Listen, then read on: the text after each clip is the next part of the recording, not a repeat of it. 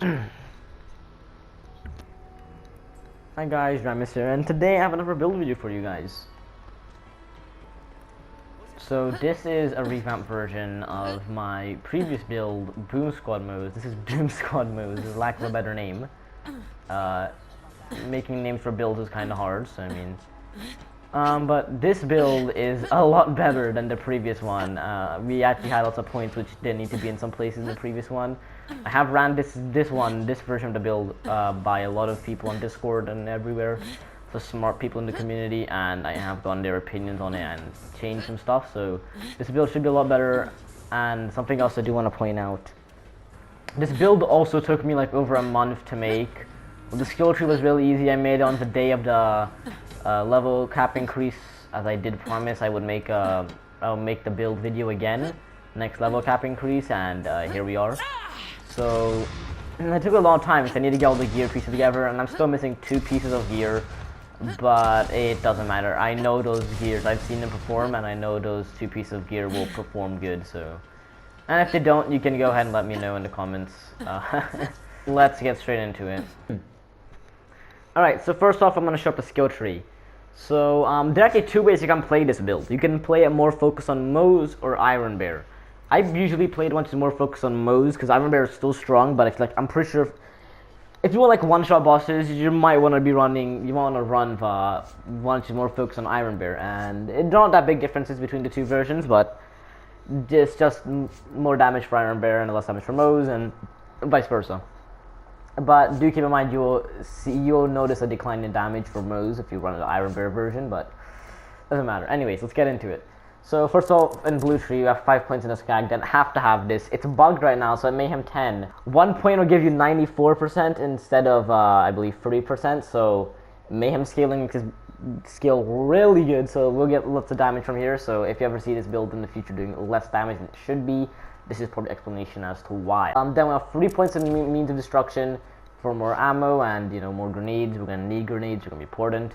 5 points of turquoise promotion from a splash, and do keep in mind, some guns which make splashes, like the OPQ, you want to keep a distance so you don't kill yourself, because the splash damage can double. We have 5 points of stainless steel bear because Iron Bear damage, and because this will, for some reason, also boost skag den, I heard, but, and if it doesn't, you can let me know in the comments, but I've heard it for some reason boost skag den, and it's just nice to have as well for Iron Bear. Now we're gonna have 2 points in your pool of Holy Pin. We only had 3 last. We had 3 last time, I think, or we didn't even have this skill. Well, I didn't think we had 3 last time. You don't really need 3. Like you can, I think you can pass with 1, but I just have 2 because we're gonna need to move on tree later. Auto Bear because we're going to leave Iron Bear out so you can do some more damage while we're fighting, and because it works really well with target softening so that enemies take more damage. 3 points into Vampire. Now you can get off with maybe 2, maybe 1, don't know. I tried both those out from what I've been told, and it does not work really well. You keep going down, which is not a bad thing, but you go down a lot, and I'd rather stay alive. And then 1 point which can go anywhere, but honestly I recommend putting in here into the last, because then you can get more damage in Fight for Life, and some ammo regen as well. And then we have we're gonna put a point into the capstone short fuse. Short fuse is also really good. Short fuse is good anyways, but it's bugged as well and also receives mayhem scaling, so it's just even better. Alright, now we're gonna head into Red Tree, which is probably my favorite tree out of Moze. It's just shields and damage, I love it. We're gonna put 5 points armored infantry for more gun damage and damage reduction. 3 points of a thin red line for health reserved, so that way thin red line will boost our desperate measures damage per kill, and the fire rate don't really matter about that. We don't really care about fire rate. We're not focusing on that. We're gonna have 1 point into experimental munitions because it's more incendiary damage. We're gonna put 2 points in Bond of Ingenuity, so that we have more shield recharge rate, max shield, shock damage resistance. 3 points in desperate measures. You know, we finally have enough points to max out desperate measures, which is good. Then you want to put 1 point into Behind the Iron Curtain. This way you have more shield recharge rate and better shield recharge delay. Then you want to put 5 points into Phalanx Doctrine because Phalanx Doctrine is so good. I love it. I reach 200,000 shields so often, and just I love Phalanx Stockton. It's high damage, high shield, infinite stacks, 30 seconds for each stack. It's just amazing. I love it. Must pick. If you ever on most builds, if you ever come down this tree, you want to pick this up. At least for 2 points, I'd say. Then for a point to the capstone, tenacious defense. This does apply in Fight for Your Life, so this is really good for Fight for Your Life.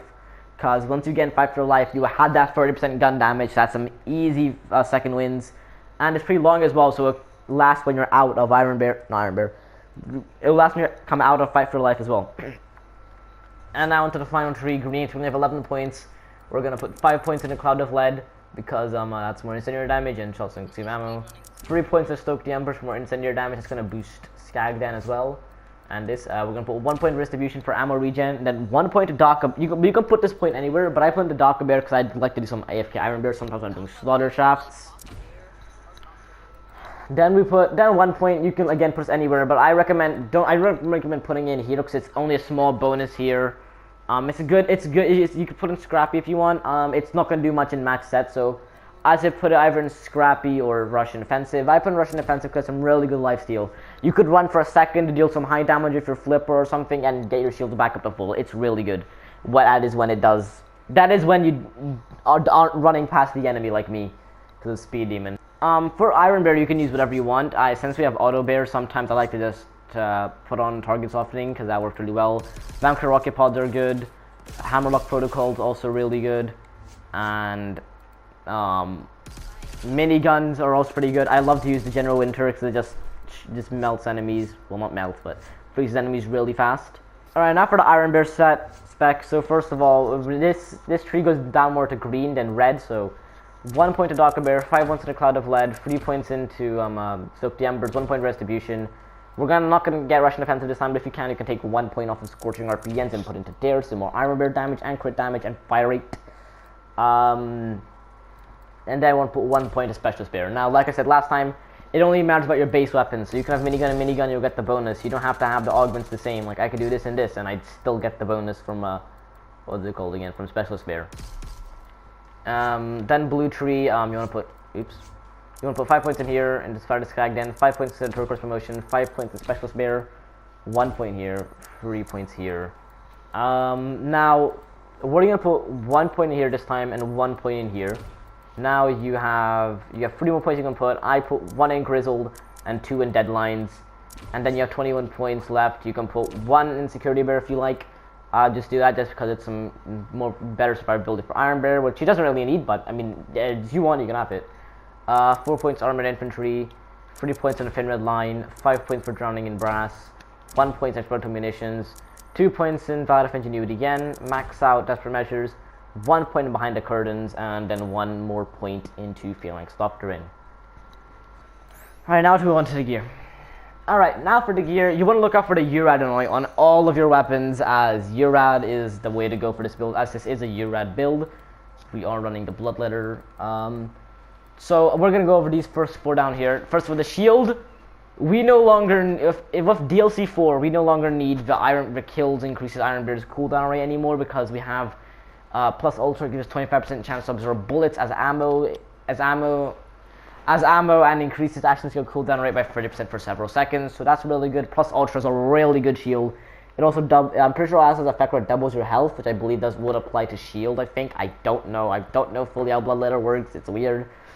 So that means you can have you can put any anoint on your plus Ultra you like. I have after exiting Iron Bear gains 7% shields and health, just because it's a lot more shield whenever I exit Iron Bear, so that's really good for like when it's overwhelming areas.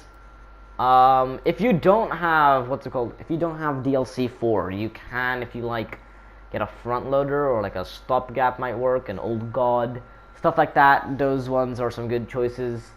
And if you want, you can have the exit after you can have the kills increase Iron Bear's cooldown by 40%. You don't necessarily need it, but if you want, you can have it. I'd recommend the 75% shields though. Alright, for class mode.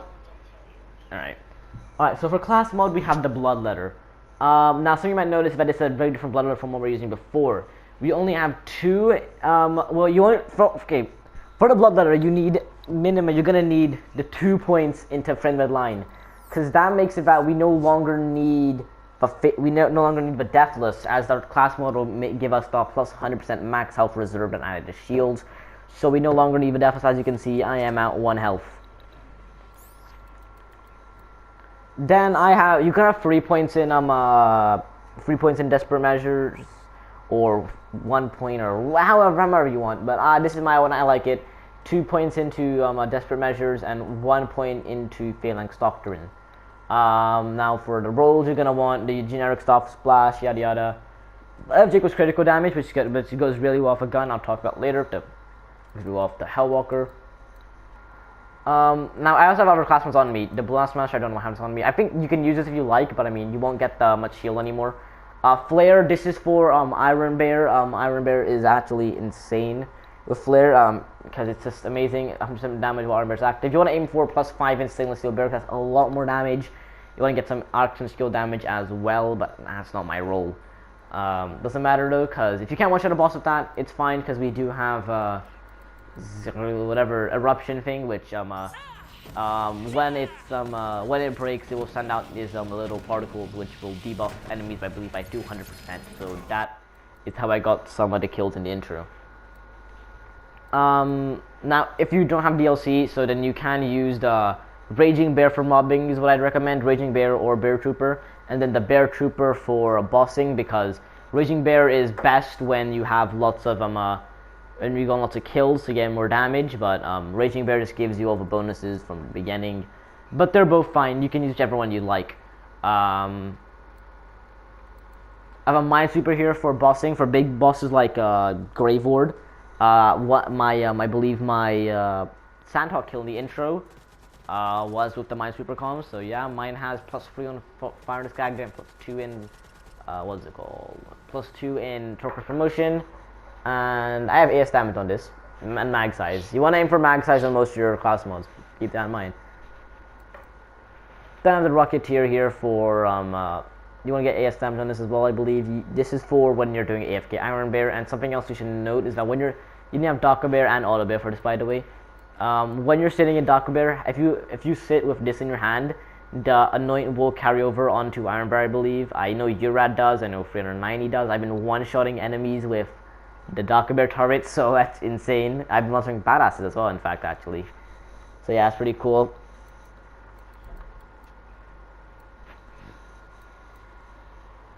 So that's all for the class mods, and let's head on to the artifact. So for the artifact, we have here, I have the Pearl of Ineffable Knowledge. This is what you want to have if you have DLC 2. You want to get one of these. You want to get mag size, and whatever one, the other one can be whatever you want or what. But if you like, mine is mag size, so that's pretty cool. Pearl of Ineffable Knowledge will provide you a lot more damage than what we had with the Deathless before.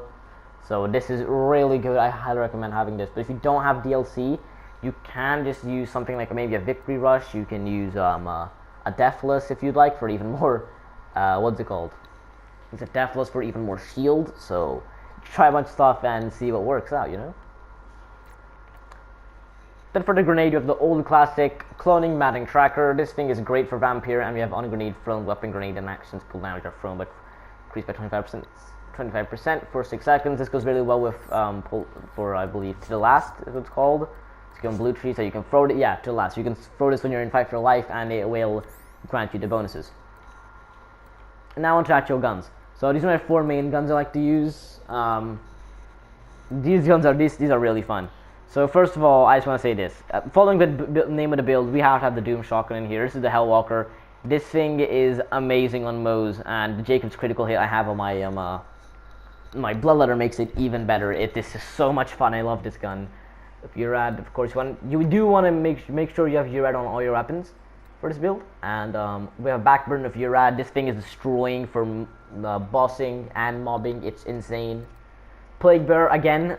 For bossing and mobbing, it's insane.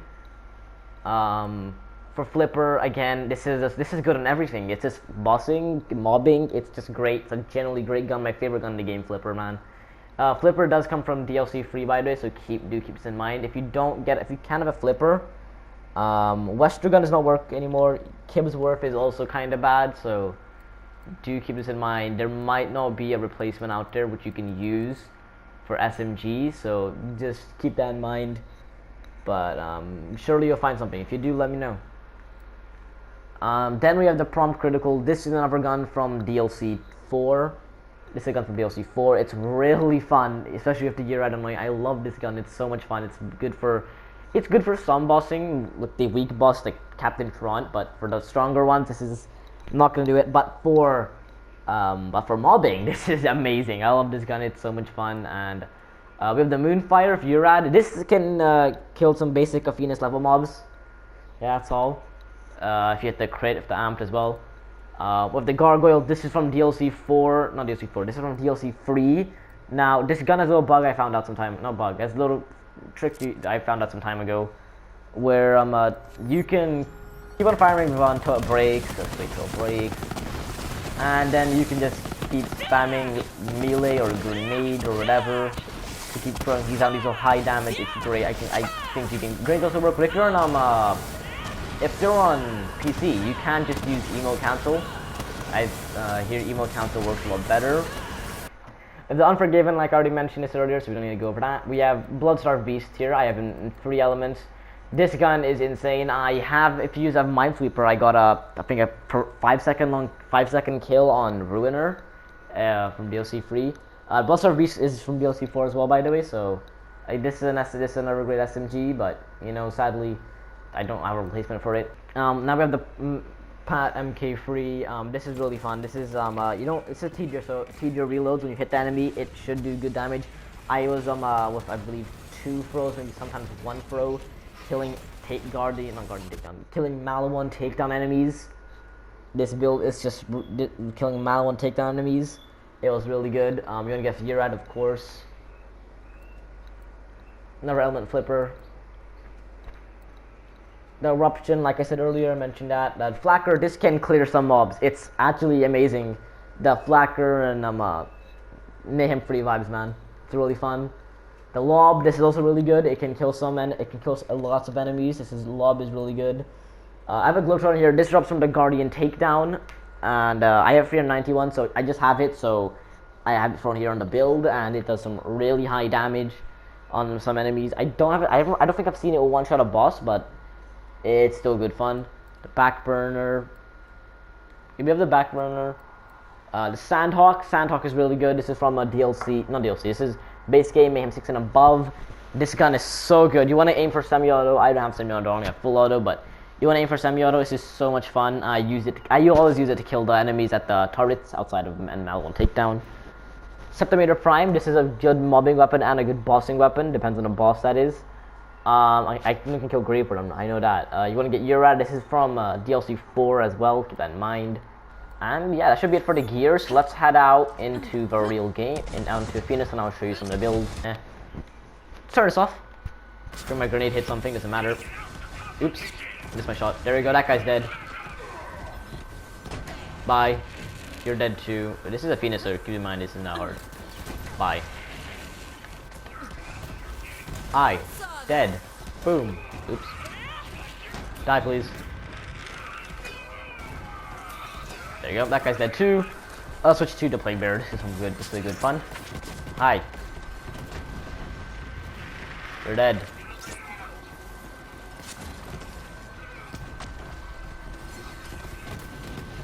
That's gonna hit that guy for sure. Oh, it missed him. It doesn't really matter. These guys are all dead. I don't like saying what's on front, and I can show you a Moze one-shot, not an Iron Bear one-shot. Moze one-shot. It just missed. Now do trust me though, I do have a clip of it. It'll probably be on screen where like I ran in here, I shot Tron, and I just killed him. I have tried this again and again. That's what we have time for today. I have 2 notes I want to say. When Iron Cub comes out, you might want to equip Iron Cub, and then give him target softening, because then he can go ahead and soften lots of targets for you. That's really good. That's gonna be really useful. So that's something else is that if you want, you guys can add me. I can dupe you guys the gear if you'd like and want to skip the whole farming hassle. I am willing to add you guys and then dupe it for you, because I mean, so good people do. And then you know, I'm not really a good person, so it doesn't matter. But yeah, if you enjoyed, please do leave a like, and if you really enjoyed, subscribing would be really nice as well. And yeah, I'll see you guys next time. Bye. Alright, game face.